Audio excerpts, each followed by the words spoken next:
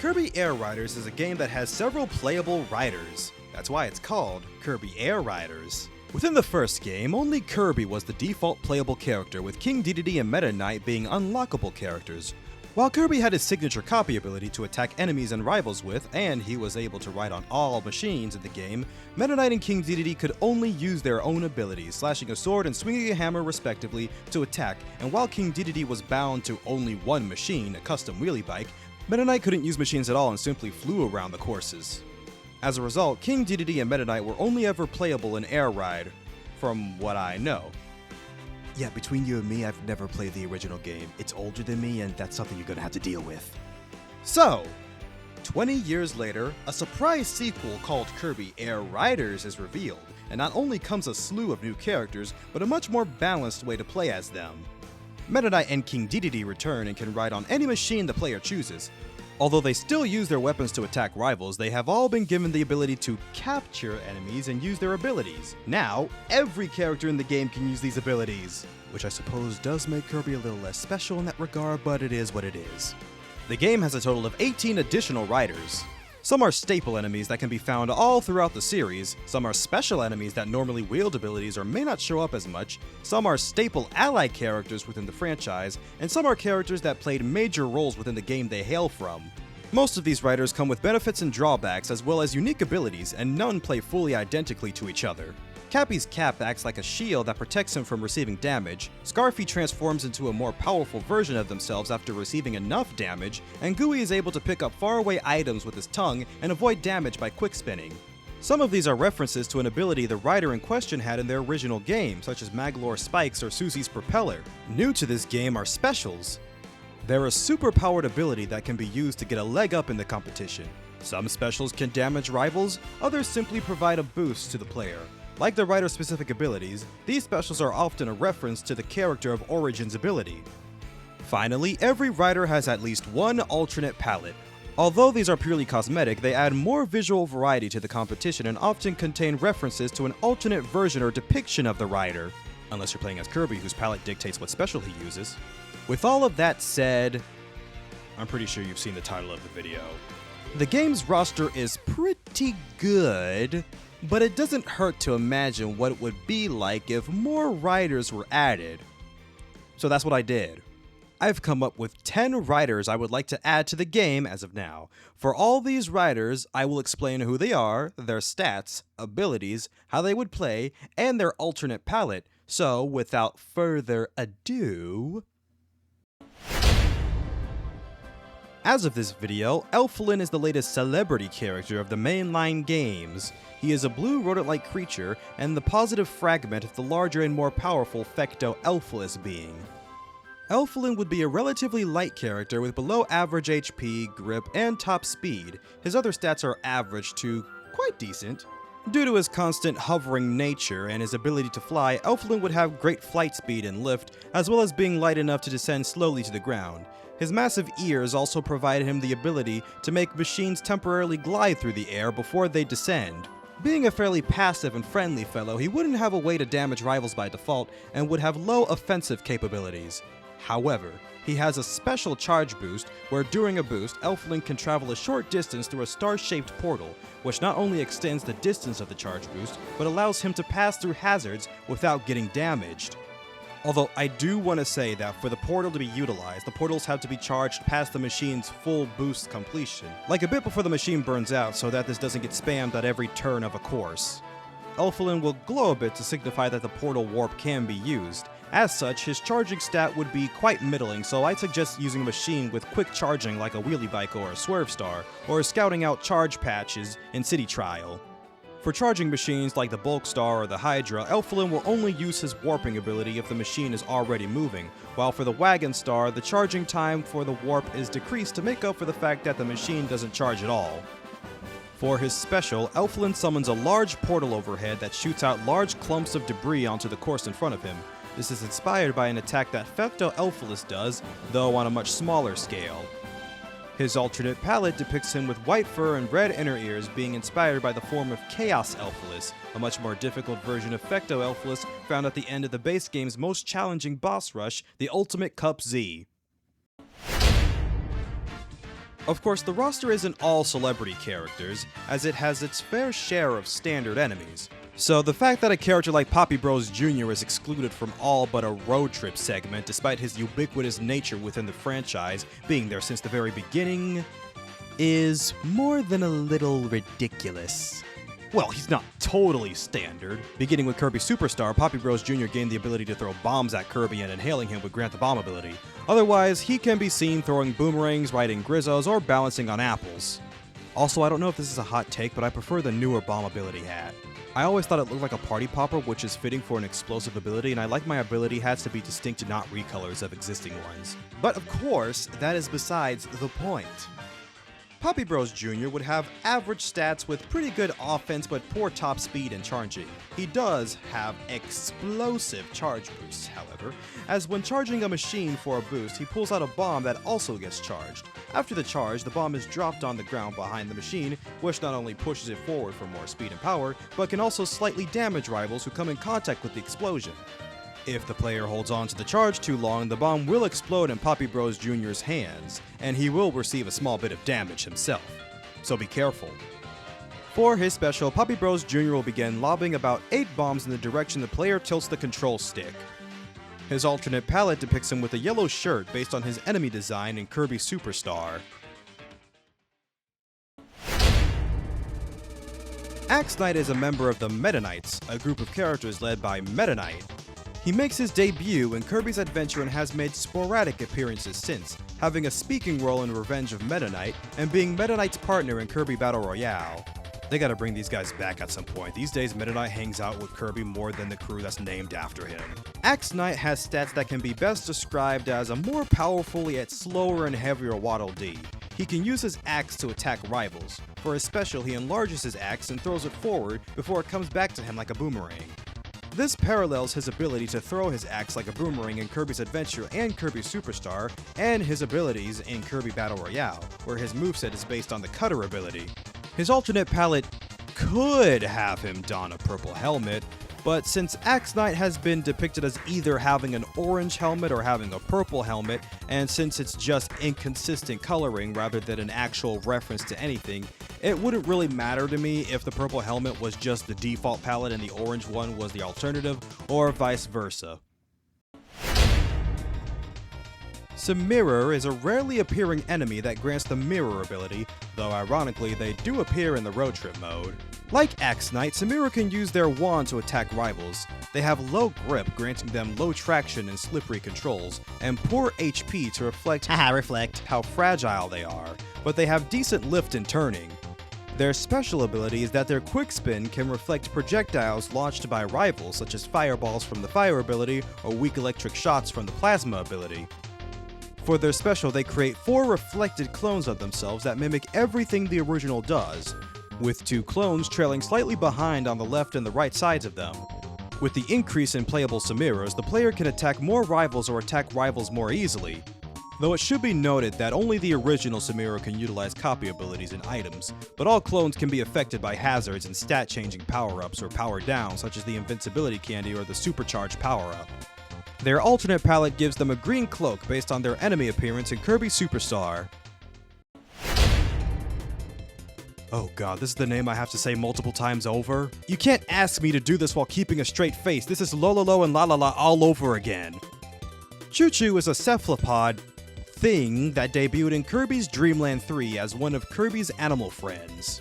She rides atop Kirby's head and trades Kirby's hover ability for multiple hops that progressively become weaker the more it's used in midair, along with the ability to stick to ceilings, and instead of Kirby inhaling enemies, Chu Chu grabs enemies with her tentacles and feeds them to Kirby in a similar fashion to Gooey's tongue attack. Like all other animal friends, Chu Chu can change how certain abilities function, such as fire making her into a hot air balloon, rock having Chu Chu swing rock Kirby around, and spark granting her the ability to shoot small beams of electricity, similar to Kirby's laser ability from Kirby's Adventure. Also, rumor has it that Kirby and Chu Chu might be an item. As a rider, she would have extremely poor grip stats, being a slippery octopus creature and whatnot. She does have good turning stats to make up for it though, and her charge boosts also get a buff, as she can place a tentacle on the ground to pivot around and slingshot herself into an angled direction. She also shares Gui's ability to grab faraway items using her tentacles, but has very poor flying stats compared to him, even with how light she is. She does have better HP though. For her special, she activates an ability which debuted in the game of her first appearance, Cleaning, which allows her to hop on a broom and fly around.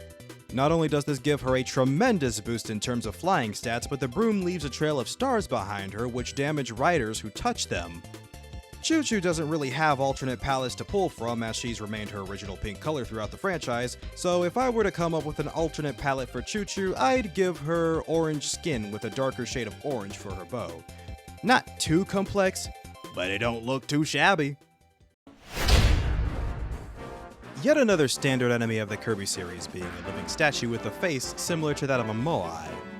He doesn't grant any abilities when inhaled and usually just moves left and right while rotating, or hops around, or teleports to random places, or just disappears and reappears.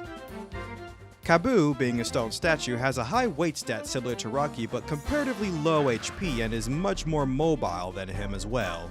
When charging a boost, Kabu will vanish, allowing him to avoid taking damage from other rivals before reappearing. For his special, Kabu becomes Big Kabu, spitting out various smaller Kabus around him that can all damage rivals. His alternate palette is based on an alternate palette found in Kirby Superstar, with him being purple instead of brown. Jeez, I just realized that a lot of these palettes for enemy characters originate from Kirby Superstar. Maybe I should branch things out a bit. Not the 7th rider you would have guessed, huh? But then again, practically no one predicted the likes of Starman as a rider. So let's keep this short and sweet. This dragon enemy would have a passive attack where they bite at passing rivals and enemies. They'd have great offense, HP, and are quite high in weight but are lacking in other stats, especially charging and boosting. For their special, Galbo spits out a continuous stream of fire in front of them to burn rivals. Their alternate palette grants them blue skin, being based on the water Galbo, and as an added bonus, the flames from the special are changed from red to blue. Bouncy is a recurring standard enemy, and it's rather obvious from her design that her main form of attacking is simply bouncing around. But sometimes, an enemy's simple defining feature can be their greatest strength. Bouncy would have average stats with drawbacks including poor turning, acceleration, and speed, but has absolutely tremendous lift stats. She can reach incredible heights off of ramps even without flying machines, and the height she can reach with hopping machines is also increased. Furthermore, when landing onto the ground from midair, Bouncy can give the machine an extra bounce off the ground to temporarily avoid hazards. For her special, Bouncy charges herself with power and begins bouncing in place with every landing creating a shockwave. For her final landing, she creates a much bigger and taller shockwave that rivals may need to fly over to avoid. Her alternate palette consists of a gray color scheme, being inspired by both her monochrome debut on the Game Boy and her Halcondra variant in Kirby's Return to Dreamland. Okay, for this one you may want to take notes. The 2-button game's about to get a whole lot more complex. Now, hold up. Get this. Hear me out. 3 riders as 1. I'm just gonna put that out there right now. Not just 1 or 2 of the 3 Mage Sisters, or all 3 Mage Sisters being separate characters. No, all 3 of the Generals of Magic are playable by just 1 selection. Just like the funny name to say pair, you can switch out a mage with a quick spin. Of course, you can't just instantly choose a mage. That'll be broken, which I will explain later. Just so you know, once a mage is swapped out, there's a 20-second wait before you can swap to the next mage. The order goes as Francisca, then Flamberge, then Zam Partisan, then loops back to Francisca again. So besides their swapping gimmick, what makes them so special? For the most part, the mages share some of the same stats, which are all mostly below average, plus they can all attack rivals with the weapons they used in Star Allies. But what they really got going on is their rock-paper-scissors-like stat distribution. Francisca is great at traversing the air, having high flight speeds and lift, but is very slow on the ground, having weak top speed and boosting. Flamberge, on the other hand, is terrible at flying, having weak lift and flight speed, but excels at battle with high offensive and defensive capabilities. Zan does not have the best power, having weak attacks and is the most vulnerable to the hazards rivals can create, but is among the fastest riders, having incredible high top speed and boosting. So be strategic with how you play with them. In City Trial, the player is locked to whichever mage was played when the timer ends and before they enter a stadium. Players can choose which mage to play as first on the Rider Select menu in the same way they choose the modes of a Transform star. Each mage has her own special, which are all very powerful yet brief. Francisca fires her Soda Blaster, which creates a stream of water that can bounce off of walls. Flambird uses her Mega Broiler, which shoots out a large pillar of flames forward, and Zan Partisan uses her Lightning Drums to fire orbs of lightning in front of her. All of these specials are taken from the abilities they have in Star Allies, both as bosses and as playable characters. Their alternate palette has them take on a darker appearance with red eyes based on their appearance in Heroes in Another Dimension. As an added bonus, when completing a race or event, only one mage, the one who completed it last, will be shown in the results screen celebrating, but if they win said event or race or come out in first place, all 3 mages will be shown celebrating on the results screen, with the last mage used being front and center. You already knew this was coming. You know, it's funny, really. The character debuted in Kirby 64 The Crystal Shards, and of the 5 main characters in that game, she kinda did the least. Kirby is the playable character, of course. Waddle Dee guides Kirby to exits and operates vehicles, King Dedede breaks through tough obstacles while carrying Kirby, and Ribbon collects the titular crystal shards and helps Kirby defeat Zero too. But then you got Adeleine, who is much less hands-on compared to everyone, and only gives you some health items or a 1-up or gives you hints to puzzles. And yet, she's become one of the most talked about Kirby characters, despite her underratedness. She also may or may not be Ado from Kirby's Dream Land 3, but that doesn't really matter here. Anyways, as a rider, Adeleine will be among the weakest, or perhaps the weakest character in terms of HP, because she didn't really do too hot in her boss fight. Boss fights? So, to mitigate this, Adeleine can use her brush to paint on rivals, which slows them down and decreases their own defense. A quick spin will have her slash her brush around to paint surrounding rivals from a distance, and charge boosting makes her vigorously swing her brush in front of her to push rivals out of the way. She'd be a bit heavy since we're comparing an all but said human character to the likes of a puffball, a goo ball, a rat, a spider, and a hamster, and her flying stats are rather modest. However, Adeleine would have absolutely incredible turning and charging, and while she doesn't have great top speeds, she makes up for it in pretty good boosting power. So your best bet would be to form a symbiotic relationship with one of the powerful yet slow-moving machines. For her special, she hides behind a canvas that spawns painted enemies onto the course behind her machine. Not only do the enemies attack rivals they come by, but the canvas doubles as a shield that can protect her from retaliating attacks. For her alternate palette, she dons a magenta shirt and a pink hat based on one of her alternate colors in the Kirby 64 minigames. And that is it. 10 characters I would add to Kirby Air Riders. I know there are more characters I might not have brought up that others would like in the game, and to be honest, it was quite difficult choosing which characters to showcase for this video, as I had much more in mind but had to limit myself to make a more manageable video. And this is like the 5th time I attempted to make an Air Riders related video, so I kinda want to get this stuff done now. Perhaps this is a teaser for a sequel? Only if this video gets engagement, otherwise this would have all been for nothing and I yet again wasted whatever preciousness is left of my life. Of course, if you'd like to suggest or talk about potential writers you'd like to add, or have some remarks on my choices and descriptions of my writer choices, feel free to do so in the comment section down there. As of now, that's all I have to say. Bye.